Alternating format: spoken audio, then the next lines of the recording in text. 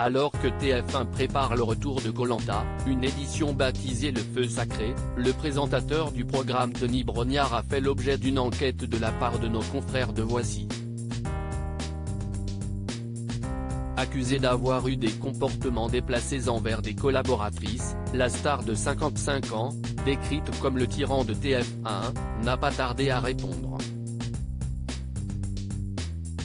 Dans le magazine, de ce vendredi 27 janvier 2023, il est écrit que Denis Brognard a eu un comportement intolérable à l'encontre de 2 employés de TF1. Alors qu'il se trouvait à Biscarrosse pour le 14 juillet 2022, il devait tourner une séquence dans un hélicoptère avec une journaliste habituée des plateaux du JT. Mais, prise de panique, la principale intéressée n'a finalement pu endosser son rôle. Ce qui aurait provoqué la colère du présentateur qui ne serait pris à elle une fois de retour sur la terre ferme. Il ne serait aussi violemment pris à une chargée de production, dont le travail ne convenait pas, ce qui a valu à l'employé un burn-out et une hospitalisation. Elle serait toujours en arrêt maladie depuis. Il leur a hurlé dessus, il les a pourris devant tout le monde, c'était terrifiant. Toutes les 2 étaient sous le choc.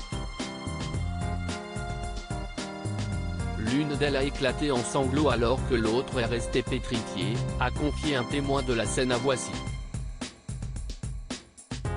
Humiliation en direct et colère folle selon un responsable syndical de TF1, ce fait n'est pas étonnant, car Denis Brognard serait capable de colère humiliante en public, surtout avec les femmes. Ce ne serait en effet pas la première fois qu'il aurait eu ce comportement. On n'est pas loin du harcèlement moral, a confié un employé de la chaîne. Des accusations dont Charlotte Namoura aurait parlé, mais sans jamais citer son nom. Dans le documentaire de Canal+, Je ne suis pas une salope, je suis journaliste, l'épouse de Jean-Luc Guizone confiait avoir été humiliée par un célèbre présentateur de la première chaîne. Et si est-il de lui dont elle parlait écrit Voici. Une histoire qui se serait déroulée le 26 juin 2018 pendant la Coupe du Monde, sur le plateau du MAG. À cause d'une hésitation, elle aurait été victime d'insultes de la part de Denis Brognard durant la coupure publicitaire. Il l'aurait qualifiée de merde, tout juste bonne à sourire. Une fois les caméras éteintes, la charmante brune serait allée aux toilettes pour s'effondrer. Quelques mois plus tard, elle aurait envoyé un mail à la direction avant de finalement quitter TF1 en 2019. Anne-Laure Bonnet ne garderait également pas un bon souvenir de sa collaboration avec Denis Brognard sur F1 à la Une, entre 2008 et 2009. Humainement, si est très difficile. Il ne supporte pas la coprésentation et pique des colères folles avec ses subordonnés. Si est le prototype même de la personne faible avec les puissants et puissante avec les faibles, a-t-elle confié à nos confrères.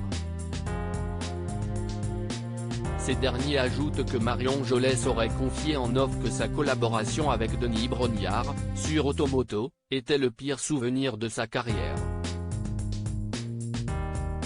Une enquête interne après les événements du 14 juillet dernier, une enquête interne a été ouverte.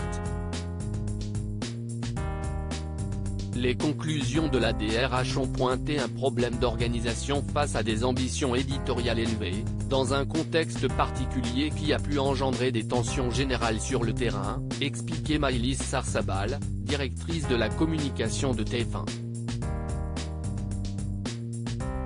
Mais Thierry Tuillier, directeur général adjoint information du groupe, ne cesse pas défausser et aurait pris Denis Brognard entre quatre yeux pour lui annoncer qu'il ne serait plus présent sur les opérations spéciales. Interrogé par Voici à la suite de la sortie de leur enquête, Denis Brognard a accepté de réagir. Je suis très engagé, perfectionniste et à l'occasion de 2 directs sur TF1, où la pression est très intense, j'ai eu des mots qui ont dépassé ma pensée, des propos qui ont heurté certaines personnes et je le regrette. Rien ne justifie mon comportement, qui faisait suite à certaines difficultés. Ces faits isolés ne rendent pas compte des relations privilégiées basées sur le respect et la bienveillance que j'entretiens avec les équipes techniques et rédactionnelles des programmes auxquels je participe depuis 30 ans. Je tiens à présenter mes excuses à celles et ceux que j'ai pu blesser, a-t-il confié.